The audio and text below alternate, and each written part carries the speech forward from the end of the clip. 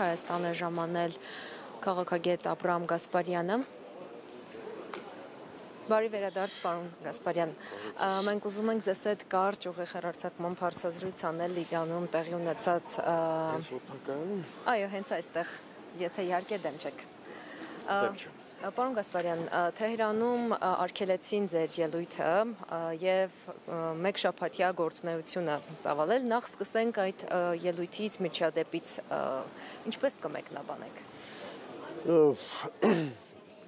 Ճամփորդս տեսում եք բավական մեծ էր, ես մեկ շաբաթյա այսպես հանդերձանքով էի գնացել, որովհետև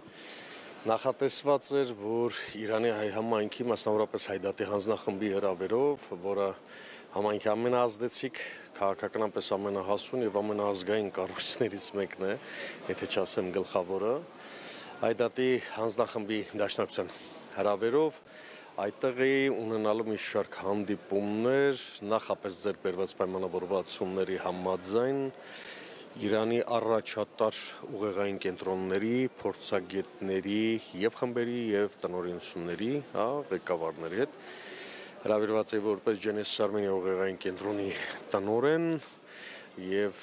շատ կարեւոր էին այդ հանդիպումները, ընդհանրապես Հայաստանի արտաքին քաղաքական օրակարգի տարածաշրջանային համատեքստում հայ-իրանական համագործակցության, ինչպես նաև այն ուղղակի դիվանագիտական վեկտորի թեզը, որ Genesis Armenia մշտապես եւ անձամբ ես առաջ են քաշել այդ խնդիրների շուրջ լրջագույն քննարկումներ ունենալու Իշա Հայաստանի Հանրապետության եւ Իրանի Իսլամական Հանրապետության։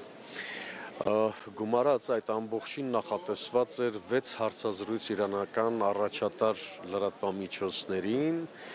որոնցից 2-ը հեռուստաընկերություն, 4-ը թերթեր, այսպես ասենք։ Եվ առանցքայինը ապրիլի 24-ի Հայոց ցեղասպանության զոհերի հիշատակման ոգեկոչման օրվա կապակցությամբ կազմակերպված ամենամյա ոգեկոչման արարողության կենտրոնական բանախոսությամբ հանդես գալը։ Մենք գնացինք, այսինքն մենք պատրաստվում էինք, որ ամսի 24-ը պիտի փոխի, ամսի 23-ի գիշերը մենք իմանում ենք, որ Հայաստանի իշխանությունների անմիջական պահանջով պահանջ է եղել, ոչ թե առաջարկ կամ բան, պահանջ է եղել իրանական կողմին դրվել է, իրանական կողմի սեղանի վրա, որ այս անձը որևէ հանրային հանդիպում, որևէ հանրային խոսք, public խոսք չպետք է ունենա ոչ իրանական լրատվամիջոցներում եւ առավել եւս հայ համայնքի հետ կապված։ Ինչու են այդքան անհանգստացած ձեր ելույթներով, ձեր գործունեությամբ Թեհրանում, պետք է լիներ։ Իրենք անհանգստացած են ցանկացած ազգային խոսքից։ Այն անասնական, ես չեմ վարանի ասել, անասնական հակակարոզը, որ իրենք իսկ տանում են իրենց նկատմամբ, ազգը եւ պետությունը թիրախավորելով մի քանի դեղնակտուցել կա, որ պետական շահից ու պետականությունից է խոսում, չէ։ Ես 3 նույնիսկ հանդիպեցի այն միջադեպի հետ կապված, որ առաջնորդանի Սուրբ Սարգիս եկեղեցու բակում տեղի ունեցավ, ինչ որ սկսեցին արդեն իրանահայերի գենին դիպչել, հա։ Սրանք սա են, շերիշակից ցածր իրենց կոշիկից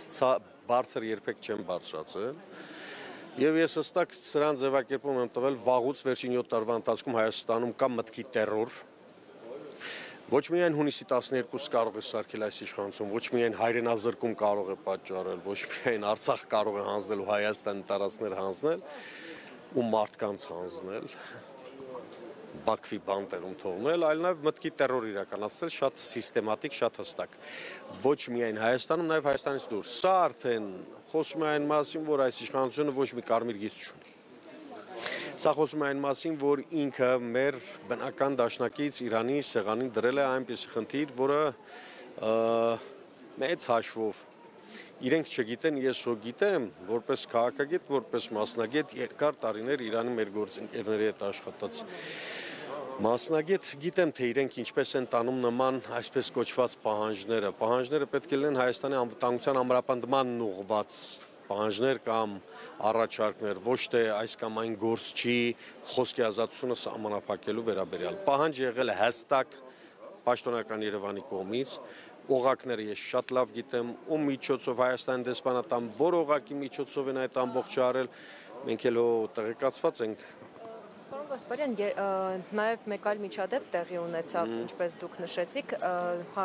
ներկայացուցիչները հայ համայնքի թույլ չտվեցին, որպեսզի դեսպանատան աշխատակիցները մոտենան եւ հարգանքի տուրք մատուցեն ցեղասպանության զոհերի հիշատակին։ Դուք այս երկու իրադարձությունները ձեզ այնտեղ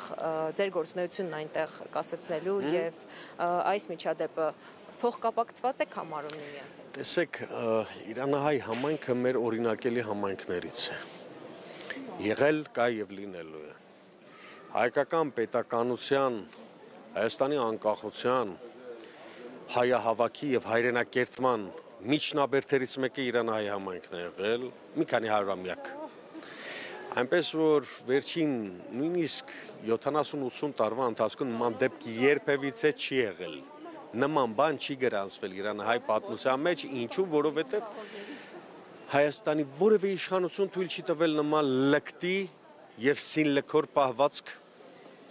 Հայաստանի եւ հայ ժողովրդի գլխավոր ողբերգության հայոց ցեղասպանության հարցի վերաբերյալ։ Որևէ ղեկավար նման բան թույլ չի տվել, ուստի եւ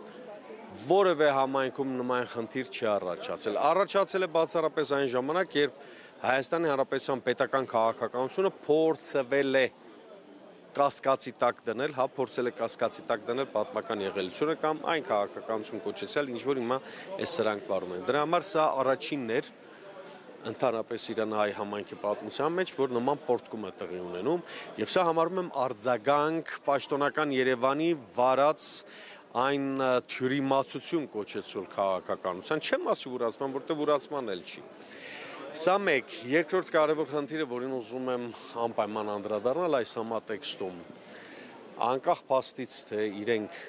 ինչ արեցին այս իշխանությունները, իրենց խաղակարգերը վառում են Իրանի հետ բանակցություններում առհասարակ։ Հիմա իրենք պարտքի տակ մնացին մի հատ։ Ինչու, որովհետև Աբրահամ Գասպարյանը անձամբ հրաշալի հարաբերություններ ունի Իրանի Իսլամական Հանրապետության հետ, երկրորդ իրանահայ համայնքի հետ եւ դրա վկայությունը ամենավառ վկայությունը այն էր, որ ծաղկեմատույցի արարողության ժամանակ այն ծափողջունները, որ հենց Ջենեսիս Արմենիա անունը նշվեց եւ կենտրոնական միջոցառման ժամանակ, երբ որ բանախոս փոխարինողը ինձ այսպես ասաց, որ օրենքով ես այսօր չպետք է բանախոսեի, պիտի բանախոսեր Աբրահամ Գասպարյանը, դա ալիչի 2 րոպեով տնկայ սկսեց ծափողջուններով, սա շատ իմ ինքնասիրությունը շատ շոյեց, շատ ազդված եմ իրապես եւ իմ գլխարկը միշտ անում եմ իրանահայ համայնքի առաջ, որը մշտապես երես է փայլեցրել իր կեցվածքով, իր հայրենապաշտության, արցախապաշտության, Հայաստանին նվիրված լինելու, հայության հայահավաքին նվիրված լինելու իր օրակարգը երբեք չի փոխել։ Եվ ասում եմ սա նաև բոլոր նրանց համար, ովքեր ֆեյքերով մի երկու նկար ինձ ուղարկեցին, որ Աբրահամ Գասպարյանը այս ամբողջի պատասխանատվությունը բարդում է իրանական կողմի վրա։ Եփած հավի ծիծաղն անգամ չի գա նույնիսկ նման հիմարությունների համար։ Ես գիտեմ ֆեյք ֆաբրիկան ինչ անում, ֆեյք ֆաբրիկան տուժեց, ֆեյք ֆաբրիկան ամբողջությամբ չկարողացավ կատարել այն պլանը, ինչ որ դրել էին։ Աբրահամ Գասպարյանը ելույթ չունեցավ Թեհրանում, բայց շատ ավելի ուժգին հարված հասցվեց սրանց քարոզչությանը, մեր շատ գրագետ հակաքարոզչությամբ եւ իրենք մնացին տակ, հիմա իրենք թող մտածեն հաջորդի ինչ են անելու։ Ես գնամ Բրյուսել կամ գնամ Փարիզ ժողովրդավարության իրական բաստիոնը, սրանք էլի պիտի միջամտեմ, որ ես օրինակ հայ համայնքի հետ կամ ֆրանսիական think tank-երի հետ չհանդիպեմ, սա ինչ խեղկատակություն է, դուք ով եք ընդհանրապես։ Պարոն Գասպարյան, բայց այդ հանդիպումները ուղեղային կենտրոնների հետ, առաջատար լրատվամիջոցների հետ հարցազրույցները դուք պլանավորում եք այլ կերպ իրականություն դարձնել։ Հա, օնլայն։ Ինչ է եղել, որ կասեր կլասիկը, օնլայն կանցկացնենք, այն ինչ անհրաժեշտ է հայ ժողովրդին եւ Հայաստանին, Ջենեսիս Արմենիան եւ անձամբ Աբրահամ Գասպարյանը, սատանայի միջոցով էլ լինի կապահովի, օնլայն կլինի, օֆլայն կլինի, 8-րդ երկրում, եթե ես պիտի հանդիպեմ ինչ որ մեկի հետ, ես հաստատ կհանդիպեմ, այնպես որ թող շատ չուրախանան,